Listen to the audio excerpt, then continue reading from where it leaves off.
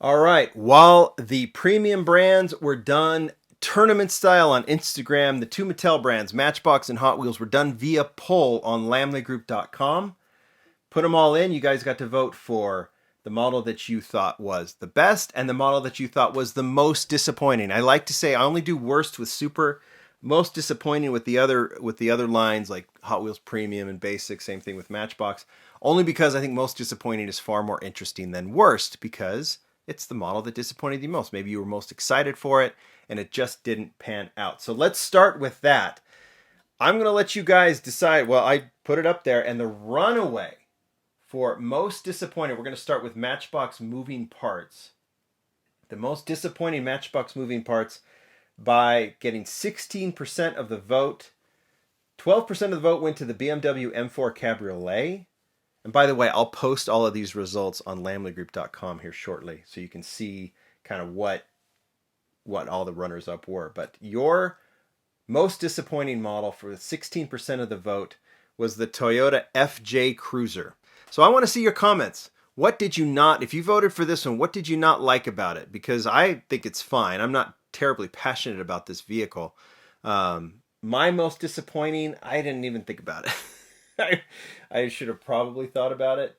But it was hard, at least among the moving parts, for something that there was a lot of stuff that I kind of liked everything. There's cars, I think that the BMW was a little small, but there was something maybe, I don't know what it was about this that you guys didn't like, but you can leave the comments. But that was your most disappointing Matchbox moving parts. Funny that even the most disappointing, if they get voted that, they get the whole turntable treatment, right? All right, there were three. I would go to the top three of your best. What you thought was the best Matchbox moving parts models will go from in third place. Well, in fourth place, just missing out, I don't have the model in front of me, with 11% of the vote, was the Pagani Huayra Roadster. But in third place, with 13% of the vote, among the best, you guys picked the 1988 Chevy Monte Carlo LS.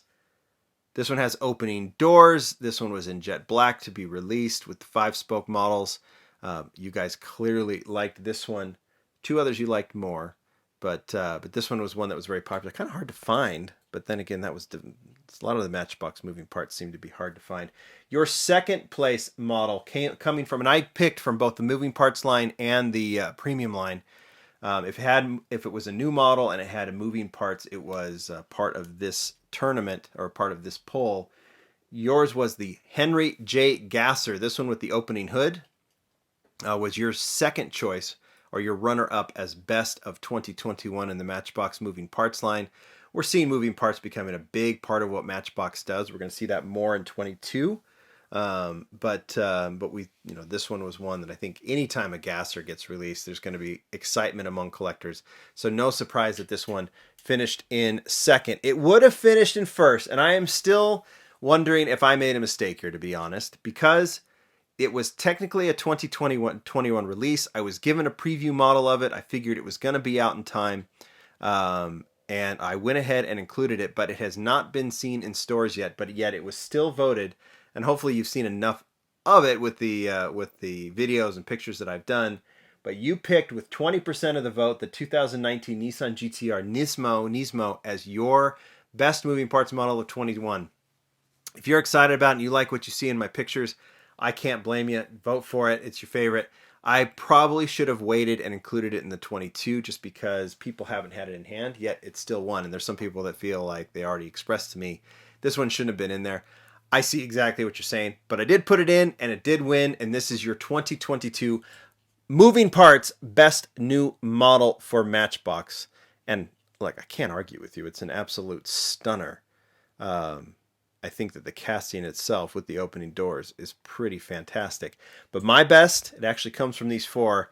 I thought about the Subaru Brat, but the Monte Carlo easily was my favorite of the year. In fact, I will say this is my favorite Matchbox release of 2021. I just love, and you're going to see a little bit of a muscle theme with what I liked. Well, you'll see a couple others, I think, coming out. But I had to go with this one as my favorite of 2021 from Matchbox, from both basic and moving parts. I love that they did a Monte Carlo. I think this casting was done beautifully. The opening doors, I'm not particularly fond of opening parts, to be honest, because I think it can kind of distort the castings a little bit, but this one does not get in the way at all. And I just love that jet black with the chrome rims. This is a casting I will look forward to collecting. Let's get to basic. All right, Matchbox Basic, same thing. We were going to pick, I had you pick the most disappointing new model, and I'm going to show you the three that you voted as the best of 2021 from the Matchbox Basic line. So let's go, and these are all, I always go with licensed with these models. I always feel like the unlicensed, that's for someone else to do. We are all about the licensed models here.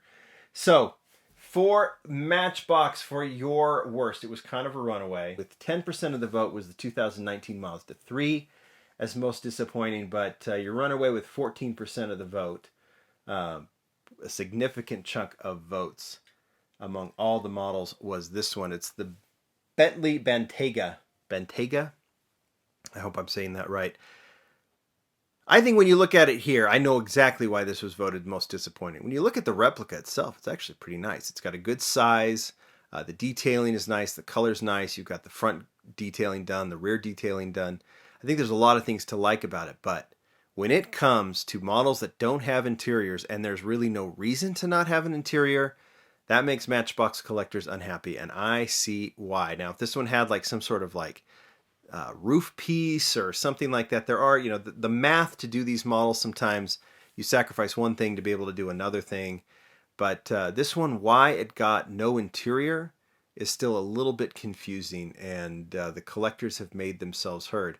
If you think that there's other reasons to not like this one, like just based on the casting, you can say that, maybe the choice or whatever. I think it's a great choice. I think it's well done. But yeah, without an interior, collectors are not fond of it. I understand why. So that one goes down as your most disappointing. But let's get positive here. Let's talk about what you thought was the best. Top three. Just missing out, the 1962 Plymouth Savoy. That was in fourth place. It got beat by 4 votes. And then it missed the top 3 by 4 votes. Is that crazy? The McLaren 720S Spider, though, did make it into the top 3 as your third best model of 2021.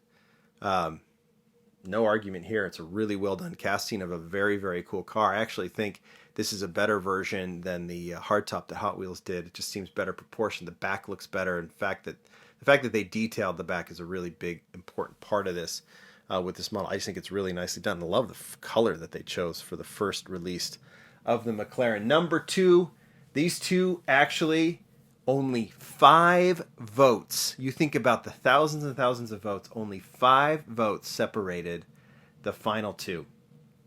And your runner-up as best new model of 2021 for Matchbox was the Ford Bronco. Really nice replica. I think we can all say this one put the Hot Wheels to shame. I know that this is a 4-door versus the 2-door the Hot Wheels did. They're both different styles, but this nice kind of well-proportioned replica of the new Ford Bronco, I can see why collectors like it, because I like it too a ton. Just really, really clean, really, really nicely done. Not overly off-roady, even though the vehicle itself is totally off-roady. It's just perfectly proportioned. And I think this one got points just because of how well it was done, even if someone's not a fan of the Bronco. But how can you not be a fan of the Bronco? It's fantastic. But your number 1 model, and JDM is just anything Japanese is going to be strong in the Lamley world, right? It's always going to, although, well, we'll get to that, of what kind of won and what didn't. But Toyota MR2. I picked the one with the closed headlights. There's an open headlight version too. There's actually a right-hand drive and a left-hand drive. But you guys voted just barely over the Bronco, the Toyota MR2, as your best new model from Matchbox in 2021. I can see why. Great choice. That era, 80s, 90s, early 2000s, is really just hot among the collector world right now. And this MR2 is no exception to that. Not a surprise to see it. I think people like the fact that there was the variety in the open and closed headlights, and everything else kind of made it fun to find these. But that one was voted just barely over the Bronco. My choice, well, I was going to go, I was back and forth for my favorite of 2021. Now, I told you, the Monte Carlo is my best of all of Matchbox. But for best basic, I went back and forth between the Bronco And the fourth place model, this one, but ultimately I'm picking this one, the Plymouth Savoy. I really like when Matchbox does some classic American cars, and I'm really feeling some of these classic American models these days, and I really like this Plymouth Savoy. There was the Ford Capri that a lot of people like, especially our friends in the UK. The Chevy Nova was a big one. But ultimately, these were the three that won, and I went with this Plymouth Savoy because I just thought it was so cool. Released in black, really happy it got the chrome treatment on the bumpers, and I thought it was a great choice and a really well executed classic car. I love when Matchbox does those classic like 60s and 70s cars, and they have the wheels to make them look nice, like those disc rims and stuff. Really, really dug it. All right, time to move on to Hot Wheels. Once again, thousands and thousands of votes. Hot Wheels always gets a ton of engagement. And you guys voted. We start with Super Treasure Hunt. This is where I do best and worst. The models that you hated the most from a Super Treasure Hunt standpoint and the models that you thought were the best. We're going to start with the worst. And this was an interesting one because I always think that anything that's non-licensed will win. But in this case, it didn't. The Roger Dodger was a non-licensed one. This is a good year for Supers. But the Roger Dodger was non-licensed, and it finished in second as the runner-up for the worst. And I agree, it was kind of a cool Super.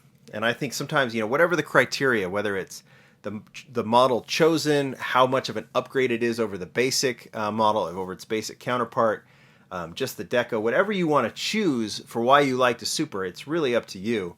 I kind of go back and forth on my criteria as well. But your worst, and I agree with you, this guy.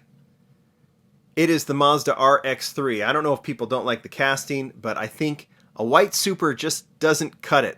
I think there was a white Super that won worst maybe a year or two ago as the Honda CRX or something like that. But white doesn't translate as well in the Spectraflame world as well as other colors do. Even like black looks better as a Spectraflame. It's just a little bit more distinct. This one was kind of known because the wheels, it just was hard to tell. Now, everyone was looking closely. I don't think they were just like all lying around. But this one was too close to its basic counterpart and just doesn't shine or pop. It just doesn't give you... Finding a Super is always fun. I would have been thrilled to find this one. I never did. But when you find a Super, you kind of like that idea of like you find this enhanced version in the Spectraflame paint with the Real Riders, and this one just didn't translate as well. And I think that's a lot of reason that people thought this one was a bit of a bland Super. Good vote in there. I kind of agree why. I like that you said that. Okay, top three. Just barely getting in over the 300ZX was the 2018 Honda Civic Type R in HKS livery. This one was, in black or gray, kind of a gunmetal gray in basic. And then the Super was, not much different. But just the fact that it's HKS, just the fact that it has the Real Riders, there was just no doubt that this one was a great choice for a Super Treasure Hunt with the enhanced deco and everything else. I don't know, something about the HKS livery on a Super. I think we all get it. It was a very, very cool model and not a surprise at number 3. Number 2, this one's interesting because when I first did the poll, there was a lot of comments like, "Oh, it's just going to be the Datsun 510, all just the hype and everything else. It's always the 510. It wins everything. It's just everyone just gets all crazy about it." Yet it didn't win. Second place was the 71 Datsun 510. Now, it did finish in second place compared to all the other 15 Supers or the 14 other Supers, but finished ahead of 13, I guess. But this one, the 510 is always going to be popular. And to be honest, what a great color. What cool wheels on this one. It was definitely enhancement. It got the extra deco on the top. It has the, whatever you want to call that, graphite brown color on the rims versus the chrome rims that the regular 510 got. It definitely, in terms of Supers, it was quite the enhancement. The color's great. It really, really pops.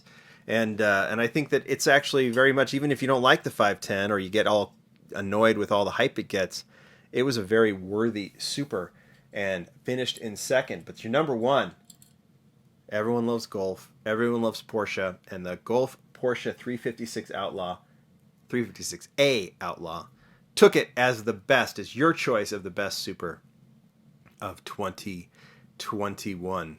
No surprise there. Golf colors are cool. This one done in Spectraflame. This is the second or third. Golf won last year, right? So maybe it's Golf that's more hyped than the 510 because it was the GT40 that won Best Super last year in Gulf livery. I don't know if we'll see another one this year, but if we do, who knows? Might be the one to take it. Collectors love Gulf, and that Porsche was your winner. My choice, I had a hard time.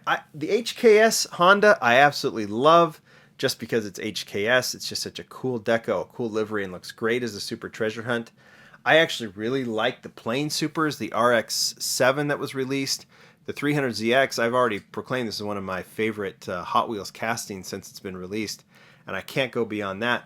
So I'm going to say 300ZX, I'm going to say the Honda, but I'm just going to show you one that I thought was terribly underrated this year, just in terms of pure beauty. Super or not, I thought the Audi R8 Spider was a fantastic Super Treasure Hunt.